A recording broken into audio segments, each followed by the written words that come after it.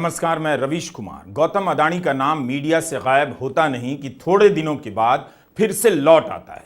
खबर कितनी भी बड़ी हो, कितनी भी गंभीर हो, मगर होता भी कुछ नहीं। इस बार जिस बारे में नाम आया है उससे चुनाव की विश्वसनीयता पर ही सवाल खड़ा हो रहा है। अभी तक यही पढ़ने को मिलता था। कांग्रेस आरोप लगाया करती थी कि मोदी की सरकार अडानी की सरकार है, मोदी अडानी के लिए काम करते हैं। अब इन आरोपों में एक और आरोप जुड़ गया है। केवल मोदी अडानी के लिए काम नहीं करते, अडानी भी मोदी के लिए काम करते हैं। आपकी सरकार छीनी गई, चोरी की गई। किसने चोरी की? आप क्या सोचते हो? नरेंद्र मोदी जी का उसमें हाथ नहीं था क्या? उनके नेता ने अभी बोला है कि सरकार को गिराने की जो मीटिंग हुई थी उसमें अडानी जी बैठे थे। अडानी जी क्यों बैठे थे राजनीतिक मीटिंग में? क्योंकि वे धारावी चाहते हैं। 1 लाख करोड़ रुपए का फायदा इस सरकार ने अडानी जी को दिलवाया है। किसकी जमीन? आपकी जमीन। किसकी जमीन? गरीबों की जमीन, मजदूरों की जमीन आपसे छीन कर ले जा रहे हैं। राजनीतिक मीटिंग में गौतम अडानी क्यों बैठे थे? उनके घर पर बैठक क्यों हुई? क्या यह सवाल नहीं है? न्यूज लॉन्ड्री के श्रीनिवासन जैन से जब अजीत पवार ने यह बात कही कि मीटिंग में अडानी थे, तब आपने कितने गोदी चैनलों पर बहस देखी। राहुल गांधी ने नांदेड़ की रैली में जो कहा वो नांदेड़ से बाहर नहीं पहुंच पाएगा, क्योंकि उनके इस बयान को गोदी मीडिया जनता के बीच पहुंचने ही नहीं देगा। यह भी सोच लीजिए कि जिसे आप चुनने जा रहे हैं वह कब किसके पैसे के हिसाब से पाला बदल लेगा, इस पर आपका बस नहीं है। क्या आपको लगता है कि नतीजे का कोई रोल है, या नतीजा वही होगा जो खरबपति के हिसाब से होने वाला है? अगर खिलाफ में सरकार बन भी गई तो वह सरकार कब तक चल पाएगी? 2019 में महाराष्ट्र की जनता ने देवेंद्र फडणवीस के खिलाफ वोट दिया, उनकी सरकार नहीं बनी थी।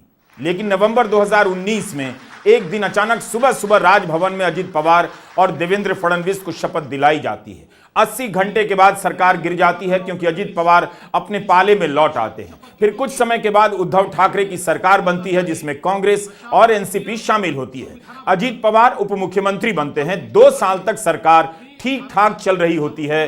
तभी अचानक से जुलाई 2022 में विधान परिषद के चुनाव के बाद शिवसेना तोड़ दी जाती है और सरकार बनती है उनकी, जिनकी पहली बार 80 घंटे भी नहीं टिक पाई।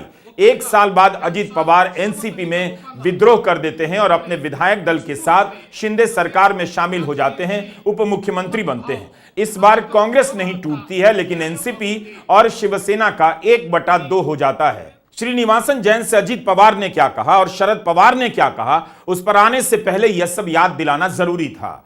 आपने देखा तो था टीवी पर रातों रात महाराष्ट्र के विधायक गुवाहाटी के 5 स्टार होटल में पहुंच जाते हैं, वहां से गोवा लाए जाते हैं और मेज पर खड़े होकर डांस करते हैं। वो मेज पर डांस नहीं कर रहे थे, आपकी बुद्धि और विवेक पर चढ़कर डांस कर रहे थे। पब्लिक को लग रहा था कि धर्म की रक्षा में लगा दी गई है और उसे होश ही नहीं पूछने के लिए कि किसके पैसे पर यह विधायक नाच रहे हैं, इन्हें पार्टी तोड़कर डांस करने का कितना पैसा मिला होगा। राजनीति का यह गंध महाराष्ट्र की जनता के खाते में जमा होने वाला है, जो अपनी गरीबी के साथ साथ इस गंध को भी ढोती रहेगी। इस तरह के नेताओं को चुनकर अपना भला करने का सपना कब तक देखती रहेगी? क्या आपको इसमें कुछ भी अजीब नहीं लगता कि महाराष्ट्र में सरकार बनाने की बैठक अडानी के घर पर होती है और उस बैठक में वे भी मौजूद हैं जहां अमित शाह भी हैं? ये मेरे और अंबानी जी के बीच में है। मोदी जी क्या कर रहे हैं? मैं सीधा अंबानी को वोट क्यों नहीं दे सकता?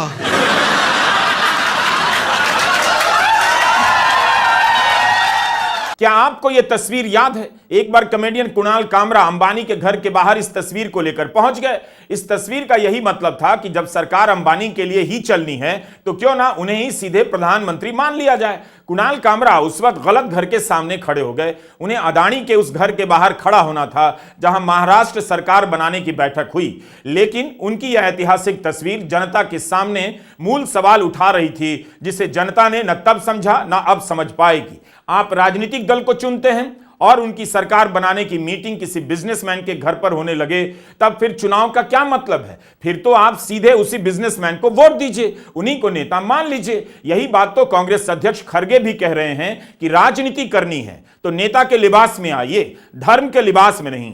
धर्म की आड़ में बांटने काटने की बात मत कीजिए, नेता की तरह अपने काम गिनाइए, उपलब्धियों पर वोट मांगिए। यूपी का चीफ मिनिस्टर तो वो माहिर है ना, वो हमेशा बोलता कटेंगे तो बटेंगे तो कटेंगे, वो करेंगे ये करेंगे। मैं उसी लिए उनको कह रहा हूँ, रिक्वेस्ट कर रहा हूँ, बाबा तुम ये बाबा का ड्रेस छोड़ दो, आप ये गेरुआ पहनने का छोड़ दो कलर, आप सफेद कपड़े पहनो, जनता की सेवा करने के लिए बाहर आओ। वो सब छोड़ के तेरा भी मेरा, मेरा भी तेरा बोले जैसा पॉलिटिक्स में गेरू कपड़े डाल के मैं साधु हूं एक तरफ बोलते हैं, मैं संत हूं एक तरफ बोलते हूं, मैं नाथ पंथ का मुखिया हूं बोलते, ये क्यों बोलते भाई? साधु है, साधु का काम करो। वो सब छोड़ के ये गेरुआ कपड़ा डाल के सबको बेवकूफ बना रहे हैं।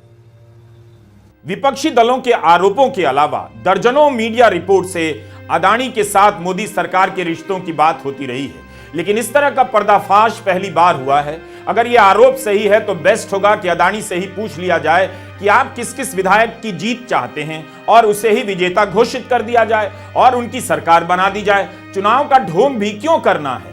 2023 में भी अजीत पवार ने इस तरह का बयान दिया था कि 2019 में उनकी और उनके चाचा शरद पवार की भाजपा नेताओं के साथ एक उद्योगपति के घर बैठक हुई।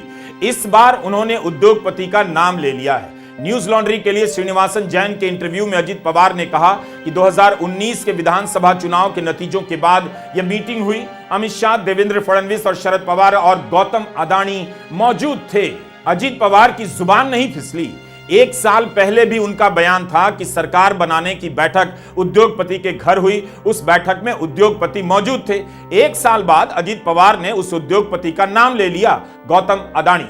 मीडिया में खबर छपी है कि अजीत पवार ने कहा है उनके बयान को तोड़ मरोड़ कर परोसा गया, लेकिन इसमें आपको कहां दिख रहा है कि बयान तोड़ा और मरोड़ा गया? जैसा उन्होंने कहा है वैसा ही बयान जारी हुआ है और श्रीनिवासन जैन न्यूज लॉन्ड्री ने अपने ट्विटर हैंडल पर भी ट्वीट किया है। श्रीनिवासन जैन से अजीत पवार कहते हैं कि आपको मालूम नहीं है, उस बात को 5 साल हो गए, सबको मालूम है कि कहां मीटिंग हुई, दिल्ली में किस उद्योगपति के घर में मीटिंग हुई थी। उस मीटिंग में अमित शाह थे, गौतम अदानी थे, प्रफुल्ल पटेल थे, देवेंद्र फडणवीस, अजीत पवार थे और पवार साहब थे, सब थे। अजीत पवार ने मोदी दौर की राजनीति का सारा खेल सामने ला दिया। कल्पना कीजिए और क्या क्या होता होगा इस देश में। आपके बच्चों को कस्बों के रद्दी कॉलेज पकड़ाकर उन्हें धर्म की रक्षा में लगा दिया गया है और इधर मीटिंग में सरकार बन रही है। अजीत पवार के बाद श्रीनिवासन जैन ने शरद पवार से भी बात की। 2019 की उस बैठक के बाद अजीत पवार और शरद पवार में खींचतान शुरू हुई। अजीत पवार ने देवेंद्र फडणवीस की सरकार को समर्थन दे दिया। यह मामला लंबा नहीं चला और सरकार गिर गई। शरद पवार ने भी मीटिंग की बात मानी है। श्रीनिवासन जैन से कहा है कि जिस उद्योगपति के घर वो हाई प्रोफाइल बैठक हुई थी वो कोई और नहीं बल्कि गौतम अदानी थे। उन्होंने अजीत पवार की बात का खंडन नहीं किया बल्कि यह भी कह दिया कि अदानी केवल बैठक में शामिल नहीं थे बल्कि बैठक अदानी के ही घर पर हुई। उन्हें डिनर के लिए बुलाया गया जिसमें वो अजीत पवार को साथ ले गए थे। शरद पवार कहते हैं गौतम अदानी मेरे मित्र हैं इसलिए उनके घर पर मीटिंग हुई। मैं उन्हें तब से जानता हूं जब गौतम अदानी को कोई नहीं जानता था। अजीत पवार के बयान को लेकर कांग्रेस बोल रही है, लेकिन शरद पवार खुलकर अदानी से अपनी मित्रता की बात करते हैं, कांग्रेस नहीं बोलती है। जैसे बीजेपी अजीत पवार का कुछ नहीं कर पा रही है। दाऊद के सहयोगी से जमीन खरीदने, मनी लॉन्ड्रिंग के केस में जेल जाने और जमानत पर बाहर आने के बाद भी नवाब मलिक अजीत पवार की पार्टी से चुनाव लड़ रहे हैं। ये सारे आरोप बीजेपी के लगाए हुए हैं। बीजेपी ने उनके खिलाफ कोई आंदोलन नहीं चलाया है। उसी तरह इंडिया गठबंधन में शरद पवार और अदानी के रिश्ते को लेकर चुप्पी रहती है। ठीक है, शरद पवार बीजेपी में नहीं गए, उनकी पार्टी टूटी तो कोर्ट गए, चुनाव आयोग गए। लोकसभा चुनाव में उन्होंने बीजेपी और अजीत पवार के गठबंधन को हराने में भूमिका भी अदा की। अभी आपको यही पता है कि बैठक गौतम अदानी के घर पर हुई।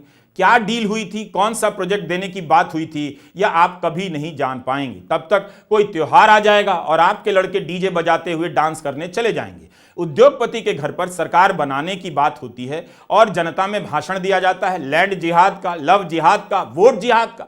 आप कहां फंसे हैं और वो देखिए कितने मजे में हैं। नमस्कार, मैं रवीश कुमार।